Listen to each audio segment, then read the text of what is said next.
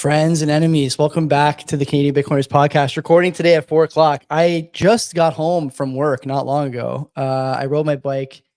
It's honest to God, fucking really hot today. So if I look a little disheveled, I don't actually. I look pretty good if I don't say so myself. Anyway, the reason we're recording earlier than normal today is because I have two guests who have stuff to do, and actually I have stuff to do tonight too. So we're gonna rip this 4 o'clock show here. We're gonna talk about researching Bitcoiners. I'm not going to say anything more than that. We're going to let the guests talk about the exact nature of the title and why we chose that and some of the stuff that they're up to. Some of you may know, some of you may not know. It's Carlo Campisi, Stefano Di Domenico today. So looking forward to that.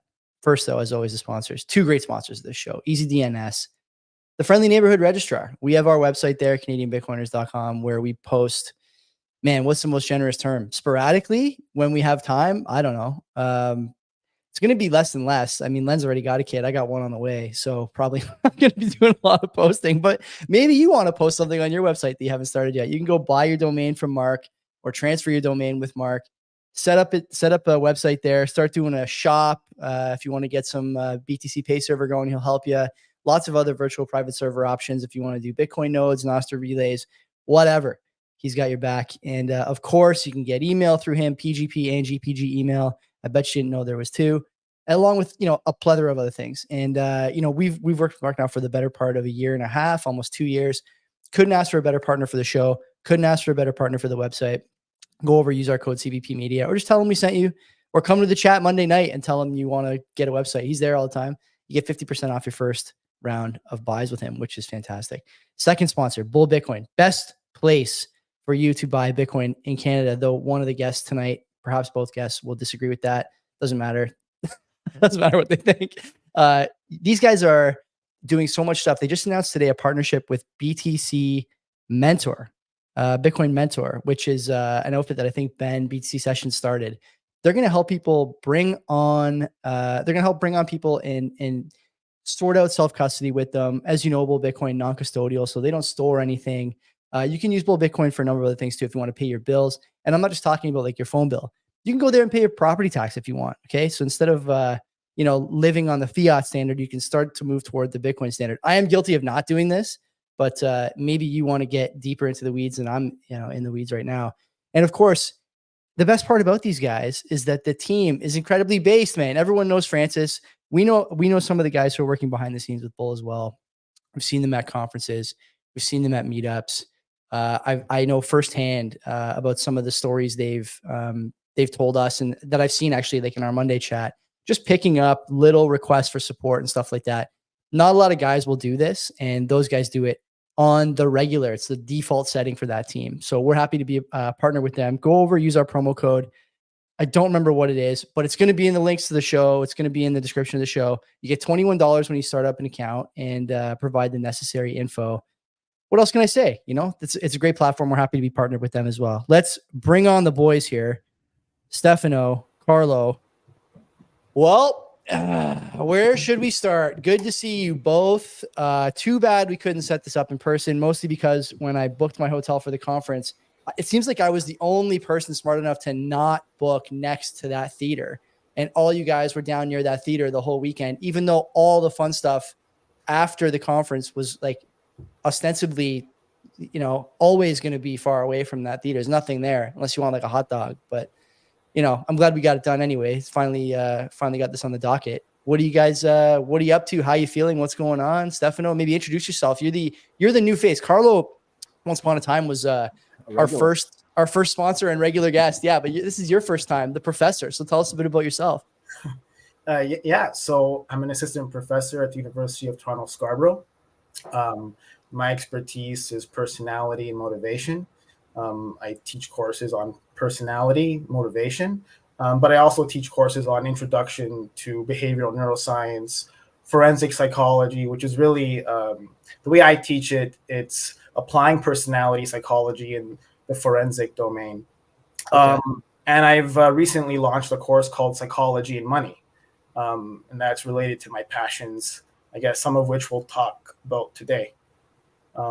I suspect we will. Yeah. I mean, it's the intersection of psychology and money basically is where you see some of the most extreme memes on Twitter.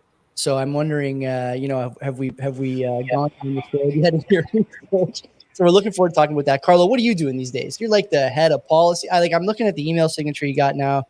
It's a made up title. I'm positive you came up with it. Yeah, I'm not allowed to use that title when I email people that are important, Joey. No, hey, when's the last time you had 3 Italians on your podcast? Was with me, you, and Len? Probably. Man. We should talk about Azzurri today. I mean, it's not pleasant, but it's I think a sad truth. Yeah, it's a very sad situation, state of affairs over there at the national level. Anyway, yeah, so what are you doing? What are you like? Are you the head of public? What are you, the head of policy? What are you? Comms and policy. We're a small fiery team. Working on how we position Bitcoin and ShakePay for government and the bureaucracy, and getting in rooms and going to do education and understanding of what the landscape is like, and presenting different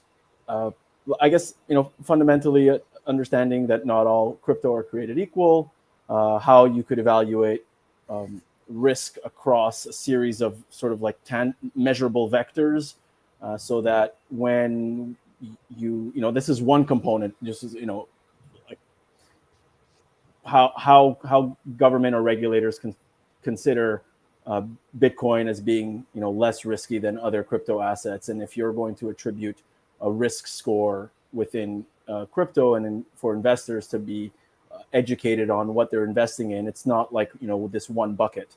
So that's some of the work that we do. A lot of it is around positioning ShakePay as a thought leader in digital assets, and specifically Bitcoin as a non-partisan, sort of non-taboo topic, that there are friendly faces working in Canada in fintech that are trying to do good work, and how we help Canadians onboard million plus accounts, and how we're very easy to use, and customers are getting a bunch of rewards, and how much I think we've given out since 2018 something like $35 or $40 million worth of sats to everyday Canadians. And so which bank has done that, right?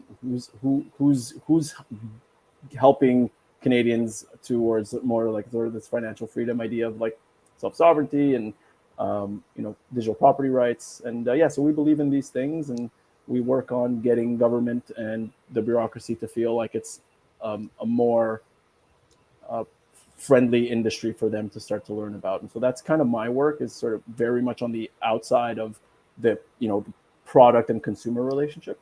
So that's day to day.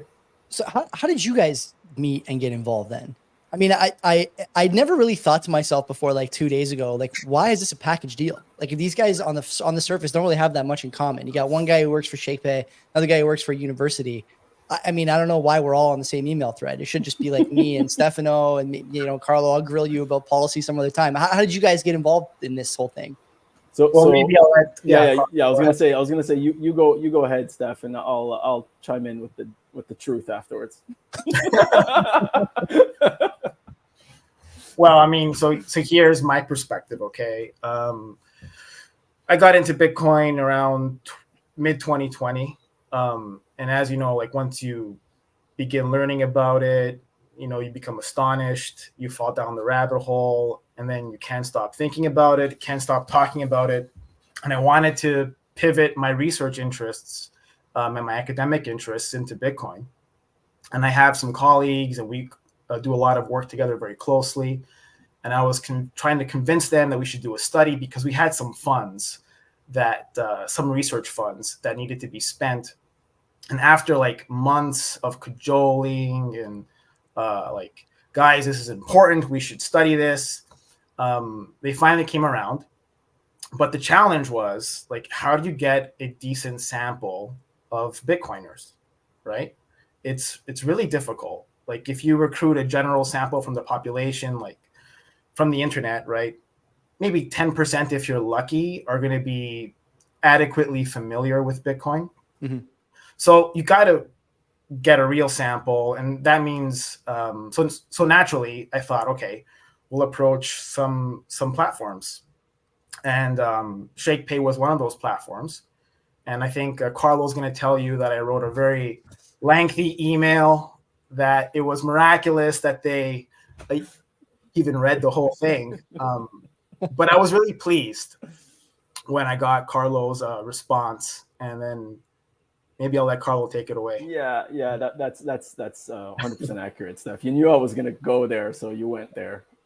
Smart move. No, yeah, Jean forwards me this email and says, "Hey, Carlo, you interested?" And then it's this like non-conventional sales pitch, right? Usually it's 2 sentences, and you want to just pique interest. Steph went all the way. He explained the entire research. No, not quite, but almost. Anyway, I thought it was fascinating, and part of the work I was doing then was more partnerships and sort of growth strategy, and I thought that this was on the sort of like coattails of the New York Times article that said Bitcoiners were psychopaths, and I think that was the part that intrigued me the most, which was here we had a researcher at one of Canada's most reputable universities that wanted to like go up against that. And I know that us, Bitcoiners have kind of taken the moniker of psychopaths quite proudly of late, I guess since then. But ultimately, like, we know that is not true. And so when he approached us with this opportunity, I thought, well, you know what Bitcoin and what the industry is lacking is credibility outside of the I guess traditional medium, which is Bitcoin Twitter, right at that point, right? And so how do we get out from underneath that reputation, if not with partnering and giving a voice to more credible institutions, I guess, at least within mainstream audiences. And so that for me was like a no-brainer instantly. I told John, yeah, we got to do this. Let's see how we could help. And it took a long time, right? This was mid 2021 stuff, if I'm not mistaken, or end of the fall 2021. And by the time the study actually got sent out, we were a year and a half. It took a year and a half. And there was some failures, ups and downs, agreements of, how do we get this done without, in the right way, both from a research standpoint and from an ethics standpoint.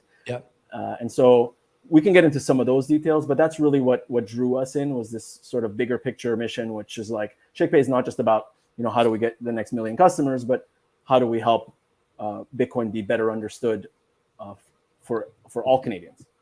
Yeah, I think that's so important because, Bitcoin's new, right? And it's a paradigm shift, right? And the language that we use to describe new technologies, it really does shape the way not only the public, but policymakers, the way they think about those technologies and how they understand those technologies. And, similarly, or maybe by extension, the way we talk about the users of those technologies informs us, shapes the way we think about how it's used, what it's for, what would happen if it gets mass adopted. And so, the media hasn't always, or I should say maybe isn't always charitable to Bitcoiners, right? And so it's important to conduct high quality research on this to elevate the discussion, because we need to have a constructive discussion. And to do that, you need to have good data, have an informed point of view. And so I was so happy that Carlo and ShakePay got behind this.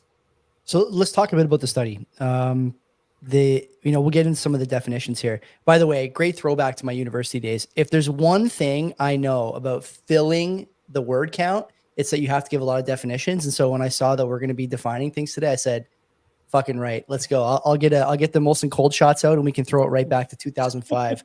No questions asked. So let's start with the study. Tell me a bit about what you found, as much as you can. We were talking before we went live about how there's some, gray area about what you should say, shouldn't say before a study is officially released. I know you presented some of the findings in Montreal, so some of this will be rehashed for people, but tell me a bit about what you found.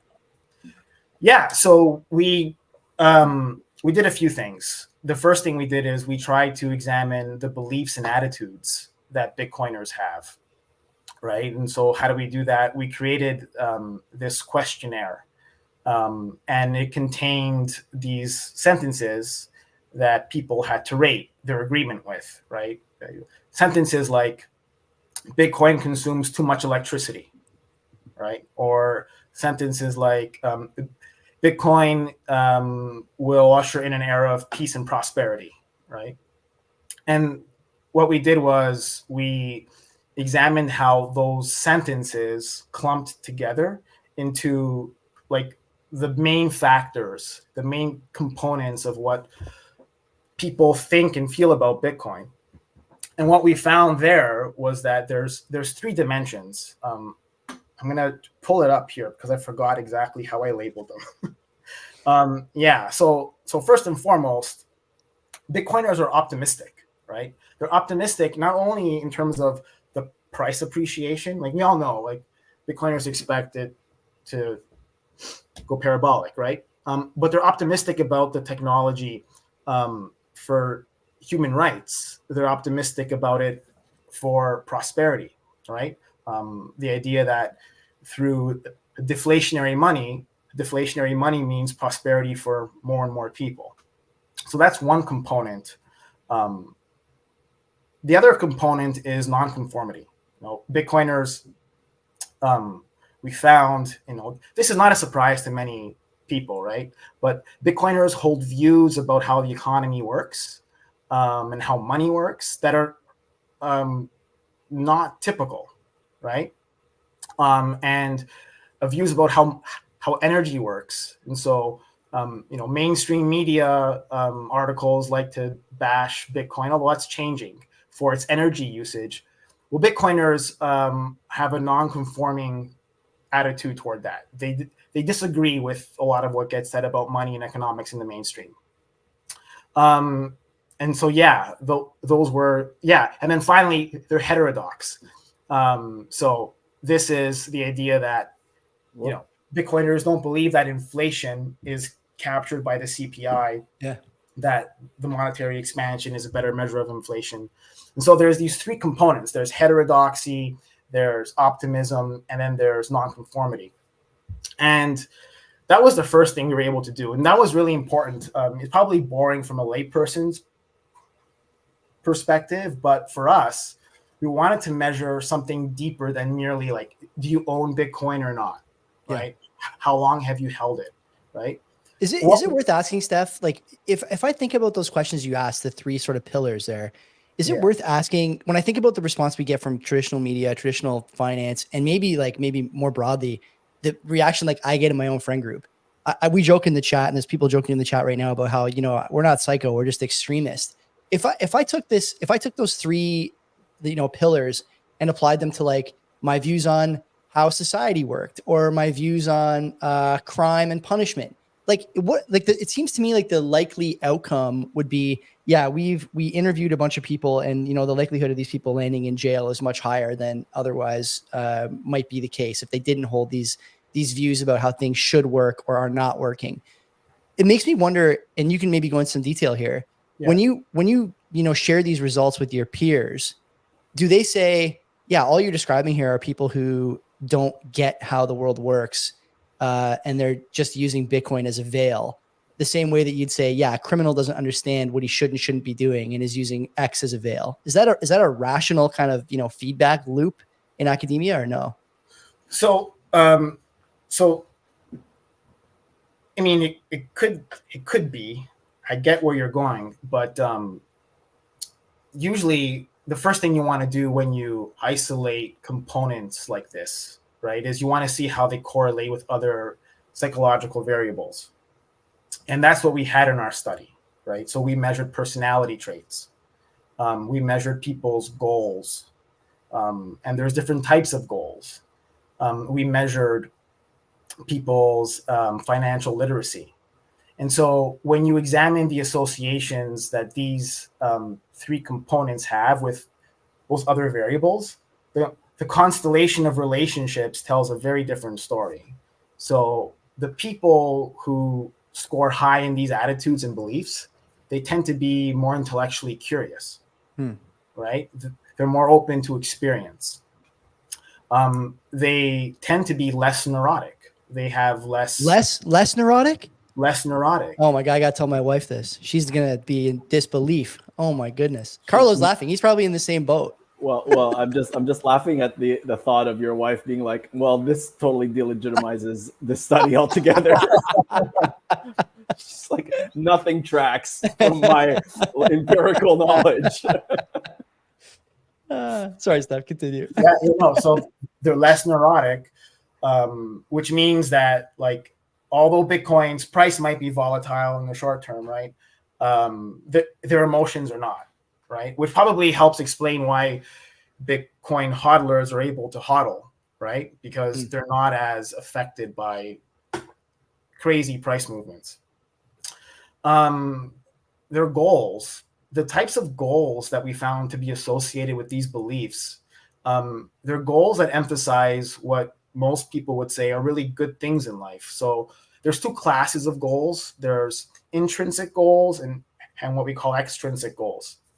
So the extrinsic goals are becoming rich, becoming powerful, having a high status image. That's extrinsic. The intrinsic goals are having high quality relationships with people you love, personal growth, making a contribution to your community, right? These are intrinsic goals. The reason why we say they're intrinsic is because they allow for the direct satisfaction of psychological needs. So people have these psychological needs that research shows need to be experienced for you to have what we call a good life, to consider a satisfying, fulfilling life. And those needs are feeling competent, feeling related to others, and feeling autonomous or volitional and free, doing what you think is meaningful and important. The extrinsic goals, they don't directly satisfy the psychological needs. They might be instrumental to satisfying those needs, but they can also be harmful, especially if someone prioritizes the extrinsic goals to the neglect of the intrinsic goals. And so what we find is that Bitcoiners, people scoring higher in these attitudes, they prioritize intrinsic goals and not the extrinsic goals. So when you take the beliefs that we found and put them into a table and look at their associations with all these other variables, the picture is not negative at all. It's actually, we talk about time preference in Bitcoin a lot. A lower time preference allows you to zero in on what's truly important in life.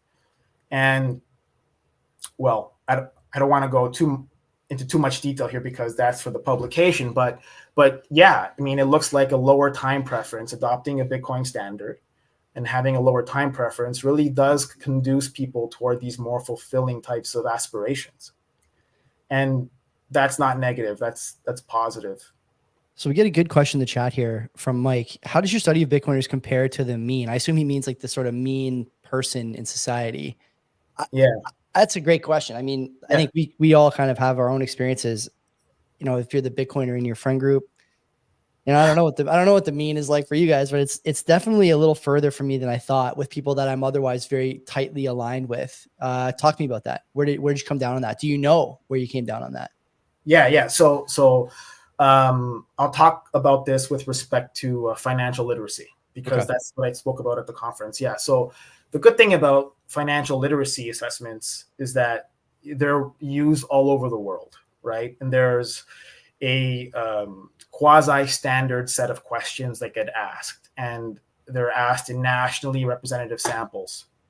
And so what that means is we have population norms for financial literacy, and we asked those same questions in our study.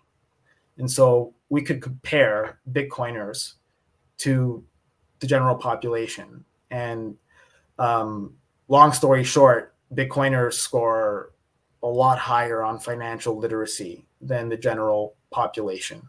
In fact, I should say it's not just Bitcoiners, it's people who, it's crypto asset investors in general score higher on financial literacy. Now, I know that like in the literature, like there's been a few studies that, one study might show, oh, their financial literacy is lower, and some other study might show it's higher. In our study, it was higher. It was like 50% higher than the population mean. Let me ask you something. Is there a causation correlation issue? I mean, I'm playing devil's advocate here. I agree that Bitcoiners and crypto asset investors generally have a higher financial IQ. But the thing I'm curious about, when I think about the Bitcoin crowd, and Carlo, you can probably speak to this because I'm assuming in the sample, you can see sort of like, in an ethical way, of course, what is the net income of this participant, right? They have to report that to you for FinTrack or whatever the case is. And so you can see this stuff. I think a lot of Bitcoiners are net producers. And so is it really just that the net producers are better financially, and so they have this sort of extra cash to pump into Bitcoin or whatever else? Or is there another correlative relationship there that's Bitcoin specific? Is there a chicken and egg thing there? Like, am I on the right track? Talk to me a bit about that. Well, yeah. So our study was conducted at like one time point. It's a cross section in time. So we have a correlation, and both of those possibilities that you laid out are possible, right? We're not going to isolate that without what's called a longitudinal study, where you track people over time, and maybe you examine as they fall further down the Bitcoin rabbit hole, what happens to their finances, what happens to their time preference, what happens to their financial literacy, right? So yeah, I can't really answer that question with the data that we have, but that's okay. I think there's, it's hard to say, you can draw some kind of parallel or correlation between, in your example, Joey, income and like appetite to go into Bitcoin in the first place. I do think that there is, if you look at what's, Bitcoin adopters in North America or in jurisdictions in the world where there's like a quote unquote stable monetary policy, it is viewed primarily as like an investment and not, payments mechanism, right? But then there's this sort of very different outlook or sort of use case and understanding when you go into other jurisdictions that have way less stability in their monetary systems. And so I don't know if it's a function of wealth here in North America per se, but we have, at ShakePay, there's, people of all, shapes and sizes that come into our platform. And there are people that prefer trading that make a lot of money, right? And they prefer day trading and, high frequency stuff. And that's not necessarily the ethos of Bitcoin. It's more of like an investor preference. I think going down the rabbit hole, maybe it's some of those psychological traits or that people want to lean into, and they have a disposition to care more about those things that ends up getting them into Bitcoin philosophy and ideology. So, this is obviously just my opinion, but I think you're kind of interested in and lean into those intrinsic values first, and that takes you into Bitcoin afterwards. And we see that because people with a lot of money are not necessarily hodlers by default. Yeah, that's 100% true. It's interesting, right? The Bitcoin as a philosophy thing is big. I think, if I think about my own kind of journey into Bitcoin, you don't really know much about it when you first buy it. And so I would say that, as far as like the correlation between buyers and these people who care about time preference and care about intrinsic values and things like this, when you buy Bitcoin, you may not care about any of that, But after 6 months, if you still have it, if you're still buying, you're a different, kind of person. I can't wait to see the sort of data set and sample you guys got, because I don't know if you report on like, this number of people buy monthly, this number of people buy weekly, this number of people have held for 2 years or 1 year, or 5 years. There's going to be some stratification there, I think, in the responses you got. I can't wait to see that. One of the things I do want to talk about, as far as the study goes, is the relationship it has to these other studies that have not been so favorable to Bitcoiners. You mentioned the psychopath one. I think it's a good idea to discuss where those studies fell short. And, the problem that I think you guys have going forward is that you're competing with not only these sort of monster publications that push this nonsense, in my opinion anyway, nonsense narrative. I won't speak for you guys, but also that, man, there's definitely a sort of budding, they hate us because they ain't us population out there, as the price goes up. And so you're fighting uphill, sort of pushing sand up a hill all the time.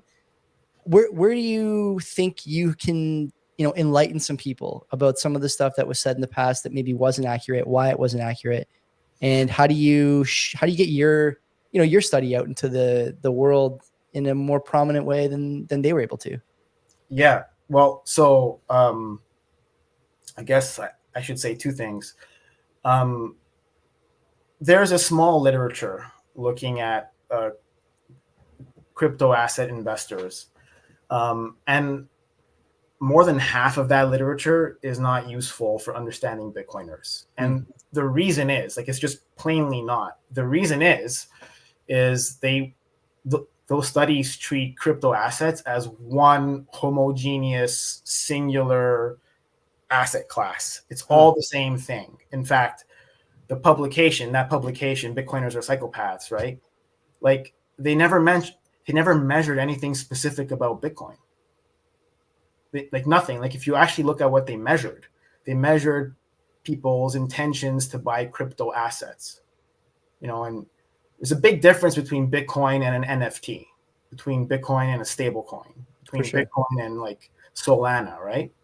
Huge difference. And so even though those studies get trotted out and described as measuring Bitcoiners, they just simply don't, right? And the thing is, it's an opportunity for education, right? That paper, again, that psychopath paper, if you read the title, like it says, Bitcoin with the restricted copyright, the trademark symbol above it. And it's like, they're using Bitcoin, like the word Bitcoin, to describe like all crypto. Yeah. Right. So there's an opportunity for education. And in our paper, what we do is we differentiate the different classes of crypto assets. So that's going to be hopefully an educational moment for people. The subset of studies that do measure Bitcoiners that were focused on Bitcoin, they're like consumer psychology type studies that really are focusing on ownership without delving really into the psychology. So it's like you're a Bitcoiner if you own Bitcoin. That's it. Well, we know there's a lot of people who own Bitcoin that are not like what you call a Bitcoiner, right? Sure, for sure. To get at that, you have to go deeper, which is exactly why we measure those attitudes and beliefs, to dig deeper, right? We asked about whether or not they run a node, right? So we wanted to really get at who the Bitcoiners are in the sample. And so I don't know if we're going to be successful, but I think the approach we're adopting is we're going to just explain what the lay of the land is. There's multiple types of crypto assets, and that Bitcoiners, it's more than just owning an asset. It's being a participant in a network and everything that comes with that.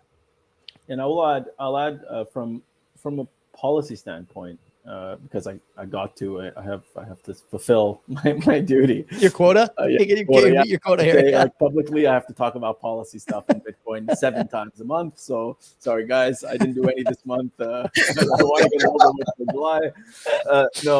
Jokes aside, there's something, to circle back to what you were talking about, Steph, before around the financial literacy stuff. Like, this is a legit financial literacy quantifiable bit of research, right? And so one of the main like red flags for regulators in this space is we need to ensure consumer protection at every single junction of their investment journey.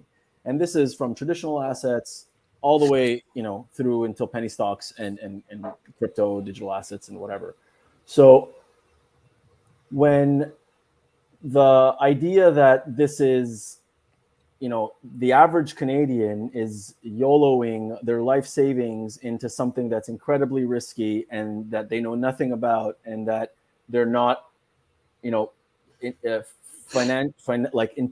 intellectually equipped to make these decisions, and they're just going based off of FOMO, sort of, meme culture. When this is the prevailing, and I am telling you that it is the prevailing narrative that exists within the regulatory ecosystem, then all the guardrails that they could potentially conjure up, are put into force. Mm-hmm. And so it's important to get this kind of research out there, not because we want to say you don't need to put guardrails up for people who are not careful with their money, and maybe that's a separate discussion, but it's more to say that there is a level of sophistication that people investing into Bitcoin typically tend to have. And it's funny because you have to do some kind of suitability, and for those of you who have used ShakePay and other crypto trading platforms, there's suitability that you have to go through to relatively new, by the way, right, Carlo? 5 years ago, you didn't have any of this You didn't stuff. have to do that. And those are sort of risk assessments that you have to acknowledge that you have this sort of appetite for risk or not risk in your investor sort of profile.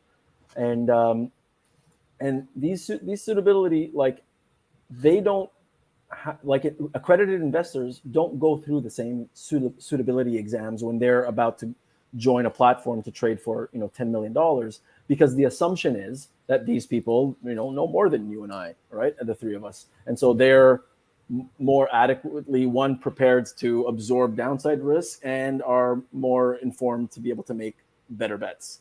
And so this is a really long process, but I think the motivation here is to say, we're not all just YOLOing our life savings into an asset because Elon told us to.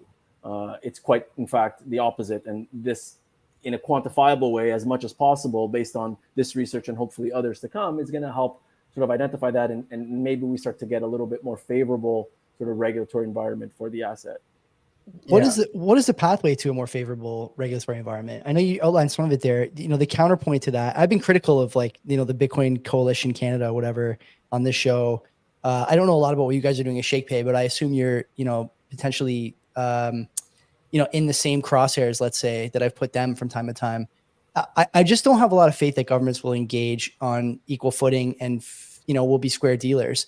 And one of my big concerns is that, as you mentioned there's more and more, controls and reporting coming into the space as the asset, by any metric, becomes more accepted, more secure, and less volatile.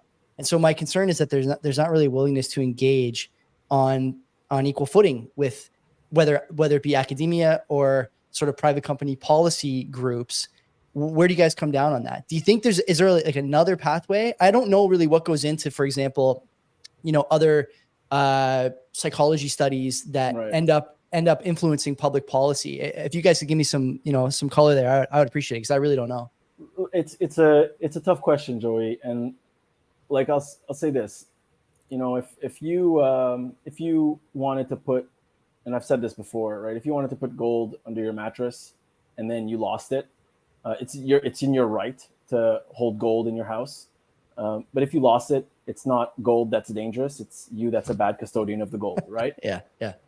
And so we're right now having those discussions, because it's a little bit idealistic to think that every single person on the planet, or the vast majority even of people on Earth, are going to adopt this sort of self-sovereign, P2P off-chain, offline sort of decentralized payments network.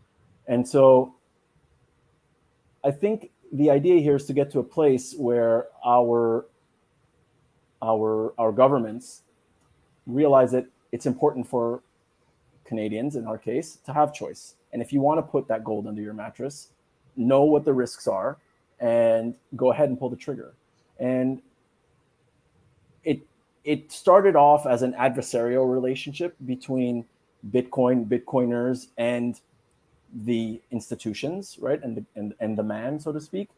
And part of the work that we're doing and working with, Stefano and the University of Toronto and hopefully other institutions that are going to shed some like more positive and truthful light into the topic is going to be to get to that place there. Even if, 10% of Canadians want to hold Bitcoin as, under their mattress, so to speak, and assume that risk, then it should be okay. And Canada should be supportive of that. And so like, I don't know, it's a roundabout way to answer your question that I don't know if they're going to be amenable to, tearing down like all the guardrails for Bitcoin in this case. But I think what we want to get to a point, at least in the interim or as a next step, where like it's important for Canadians to have choice, and let's be the kind of country and the kind of place that embraces that.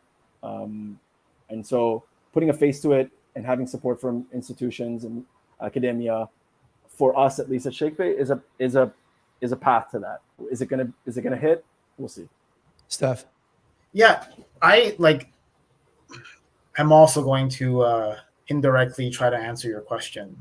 So I've been like wondering why academics haven't taken a stronger interest in Bitcoin, right? And I think it's because it's talked about as a currency, cryptocurrency, right? And then, it's a cryptocurrency.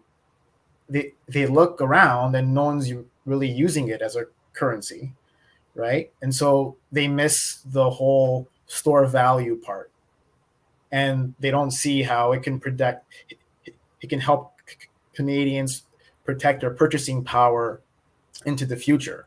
They miss that part, which is really interesting and important and good for society. And then they write it off because it's a currency that no one uses. And so we're in Canada, and we're not really, the people in our sample are not using it as a currency. They're using it as a store of value. Mm-hmm. And so I think just highlighting that particular use case might be enough to help the conversation in a more productive direction. Because if it's a currency, then if you read the Bank of Canada, and by the way, the Bank of Canada, they might be the best producer of Bitcoin research. They have that Bitcoin Omnibus survey. It's done every year. Yeah. Right. I've seen it. Yeah. I've specific seen to Bitcoin. Yeah. Yeah. It's very superficial, right? Like, again, like how many people are aware of Bitcoin, how many own it, right? But if you read the way the research is couched, they're concerned about it as a payment system, because if it's a payment system, then Canada, it loses its sovereignty. They can't enact monetary policy the way they want to. And then there's the issue of taxes and all that stuff. So their approach has also been kind of conditioned by this focus on the currency aspect, on the medium of exchange aspect. If we allow that to dominate the discussion, I think it's going to be a tough road. But if we say, hey, Bitcoin's way more than you think, there's all these other aspects to it. And, part of getting to that is by highlighting the store value component. Is there like a rational way to engage with sort of I don't want to say non-Bitcoin friendly people or like, enemies of Bitcoin, because I don't think that's true. But in academia, I would imagine you have some of your colleagues, Steph, who are like, it's not important research. And I would, make the case that, like, much like you guys, it is important research for a number of reasons. You kind of get a feeling for a number of different trends, right? Whether it's where currencies and value are going to sort of find their footing over the next generation. I think in a lot of cases, this is a study, that indirectly also shows you what the next, several decades, the next several decades of wealth will look like. These people are going to be the sort of big capital players if things play out the way we think it will with the price over the next 50, 60 years and even further into the future. As you guys said, if you're a competent custodian, yeah. I see the value there. Does academia agree with you? Did you get a lot of pushback when you decided that you wanted to go ahead with this? I know you said earlier there was, some foot dragging and whatnot, but I've never seen anything else like this from a Canadian university. And, I don't have a foot in academia, but I do have 2 feet in Bitcoin. If there was ever a story like this, we would have seen it, and there just hasn't been. Is it because there's like a sort of pointed disagreement from your colleagues, or is it just that people just don't care? Is it apathy that's really causing the problem? I haven't gotten any kind of pointed disagreement. It's usually that meme, like, hey man, that's crazy. See the game last night? That's the reaction I most often get. It's like, oh, that's pretty interesting. What about something, this other study that but also the money, right, Steph? Like, oh yeah, like not to not to call it out, but like there's not like Bitcoin is not a corporation, right? Mm-hmm. So you don't have 1,000 shake pays that are sending thousands of dollars to the universities to say, hey, like, research this at arm's length. Like, we're willing to live or die by the results, but just like, here's a grant to the Department of, Finance at Smith School of Business, at Psychology at University of Toronto Scarborough, like, you name it, right? So I mean, there's politics in that, Steph, and maybe you want to talk about the reality of, like, grant money and appetite to research for, getting your PhD and doing. Carlo's leaning toward the camera, so I know he wants you to talk about it. No, but I mean, I'm old, Joe. My hips, I got to shift. Well, absolutely, right? You need money to conduct high quality research, and where's that money come from? It comes from grants, and if it wasn't for ShakePay, we wouldn't have been able to do this study. So there's that, right? So absolutely, I think Bitcoin companies can have a huge impact here by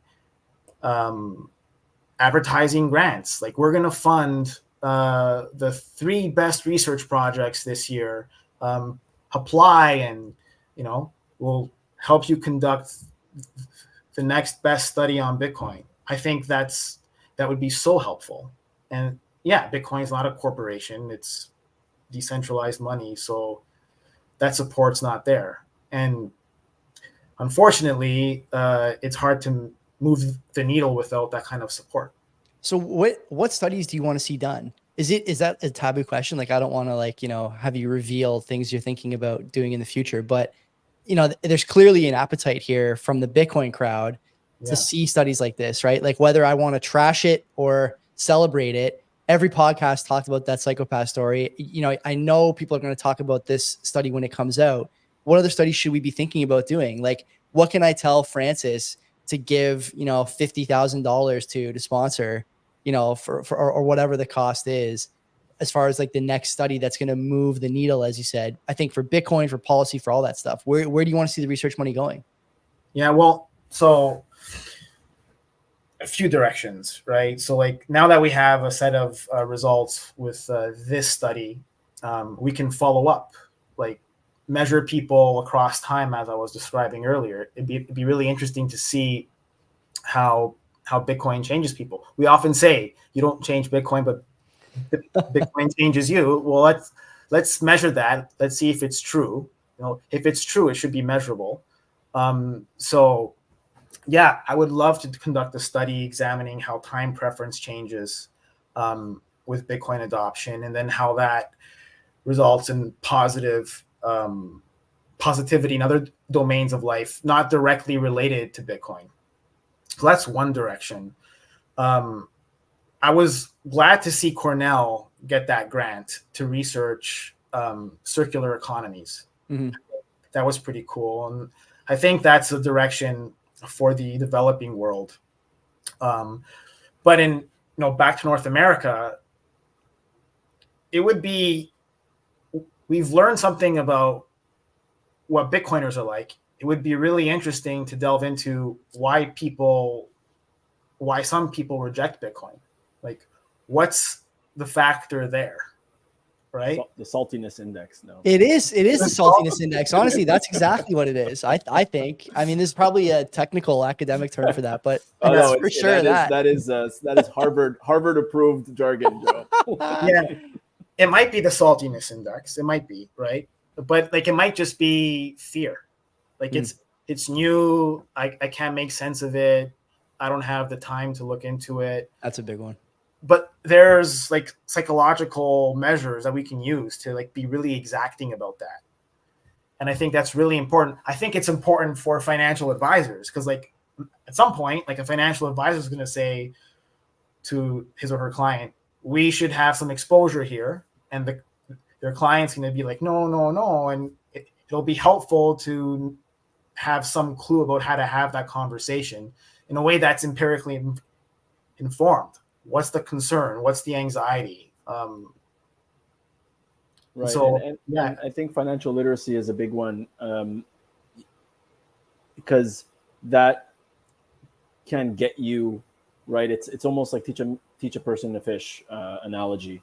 And so when you equip from the bottom up, then you give people sort of the wherewithal to start digging further and asking the right questions. Because I think the biggest challenge here is, there is a very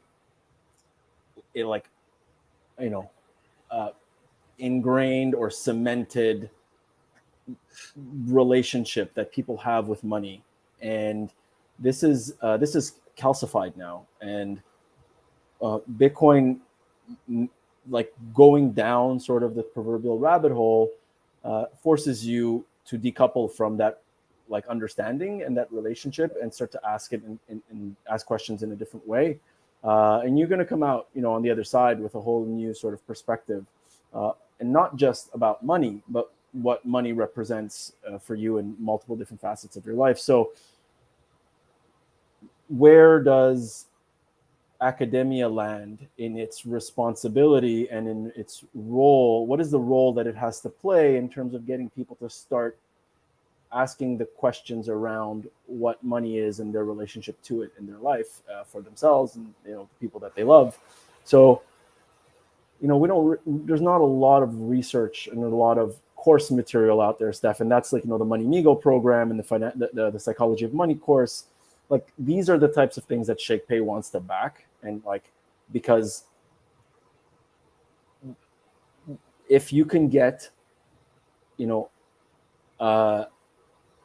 cohort of students every year, every semester, going through a course like this and start asking those questions, and then Bitcoin is just like a part of it. It is not the course or the material, but it is a complement to a bigger picture understanding of what money is.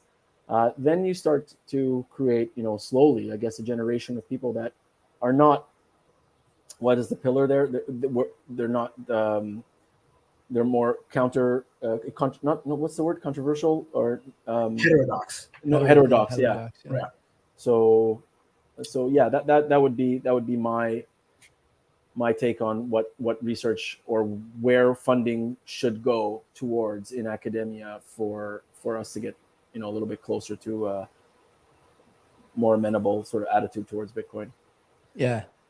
Financial literacy is a really big one, right? Like, more and more you're seeing school boards come out in favor of financial education. And absolutely, Carlo, yeah, you're right. Like, Bitcoin, for it occasions you to think, maybe for the first time, you ask the question, what is money? Mm-hmm. And what better way to begin financial education than with that question? Right. So, yeah, absolutely, Carlo. Couldn't agree more. It's spot on, right? I think, you guys touched on it a couple of times, but this idea that people are using this to store value, and maybe one of the reasons they haven't looked into it is because they just don't have the bandwidth or the time it's funny, the sort of worse things get in society as far as people's ability to maintain a lifestyle they think is appropriate for where, sort of their place in life, the more likely people find themselves looking for ways to overcome these policy hurdles, right? I'll call them policy hurdles because they're sort of driven by government, and at some level they're, already, the inertia is already too great to turn them around. And so, the worst things get people are driven to Bitcoin and other stuff too. I mean, equities or real estate, whatever, right? Everyone's got their bag. But I think it's important that when the, light goes off for people, there's a resource from a trusted, quote unquote, trusted institution, U of T Scarborough, or, some stuff that ShakePay does, Saylor University, whatever he's got going on there, podcasts and whatnot, where you can go and get some digestible stuff that has credibility, that has the sort of stamp of approval. Now, maybe we can close on this. The study not out yet. You're still wrapping things up. When can we expect to see it? Are you going to be doing some more content? I would actually prefer, like, as much as I like doing the podcast, and I would love for you to come back and do the study here, I would prefer to see you do like a live stream or something where you just like go through the thing page by page or whatever and like talk about some of the details, because I think a lot of Bitcoiners would tune in for that. I look at the quality of the questions in the chat today, and I think, if we could get some of these high quality questions from other academics or from people in the space who care about this stuff, it'd be great. So when are you planning on sharing? Like, what is the timeline here we're looking at? We're going to set up a debate with him and the guy who published the New York Times piece, and you're going to be the moderator, Joe. How do you like that? Yeah, sure. Sign me up, man. Sign me up. Yeah. So finishing up a draft now. It's not yet submitted for publication.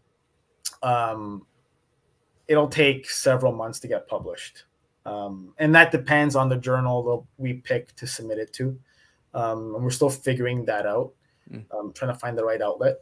But I might share a draft of the submitted article as part of an online repository of the study, right? We made our hypotheses public and pre-registered them, and they're visible to the public now. So I might upload a version of the paper there so people can read it. Yeah, I mean, I'd be up for that. A little bit of a mini presentation. Sure. Why not? You should do it. Like, I mean, why not, right? Who better to talk about the ideas than you? And, if you really want to spur a conversation, the Petri dish that is, online live chats will deliver, right. I think, quality feedback. I know Carlo. We were going to use our comms. Yeah, exactly. To get Stefano do a little bit of a media tour. Not just Bitcoin content creators, but even traditional media. So hopefully it's not, the goal here is we don't want this to be hidden, right? We believe we believe that, whether the results would have been positive or negative, that's kind of a risk that ShakePay took, right? We assumed that, it would be positive. So gladly it's pointing towards that. And I think anything that we can do, and I guess the community at large can do to get more, to give Stefano and the research team a little bit of a platform to promote this, it will help spur on the next wave of interest for future research at different institutions, at least in this country, if anything. That would be a huge win for Steph, you, us, for sure. Yeah. I mean, this is the first step, right? The Canadian Bitcoin podcast being on this. Well, listen, we are the first step for so many people. Okay, I'm happy to be the first step. No, I mean, like this, but also the paper itself, the first study. Yeah. And no, it's outstanding. Okay, boys, I want to thank you again for your time. I know it's almost dinner. I hear my wife stomping around upstairs, which means that it's time. I got to make something for dinner here. I got to play football at 7. You think you're old, buddy? I got to stretch for an hour. Like I'm on like a couple of replaced parts here. So yeah, but you're playing in the semi-pro league, dude. What do you want? Right. Okay, sure. Listen, tell me and tell the listeners, viewers, where they can find out more about what you guys are doing individually in case they want to follow up with you, all that good stuff. The floor is yours. Maybe Steph, if you want to go first. Sure. So I don't really have a web presence. That's something that Carlo's giving me shit about before. But I did get Twitter, so maybe I'll start posting on that. And when I have a website, it'll be available through Twitter. But in the meantime, I guess just sit tight and wait. Outstanding. Steph's first time sharing his online presence. So he doesn't know that you're supposed to actually say your Twitter handle. It's in the tweet that I put out about half an hour ago or an hour ago before we started the show. I think it's Stefano DDMX. Do I have that right? Yeah. Okay. At Stefano DDMX on Twitter. So make sure you follow him. Carlo, what about you? Yeah, at Carlo _ Campisi on Twitter and or X. And you find me, Carlo at shakepay.com if you want to reach out and ask questions about, what it is that we're doing or how we're advancing some of our policy goals to get Bitcoin more favorably received at our lovely bureaucratic and government levels. That's it, everybody. Thanks for tuning in. We'll talk to you later.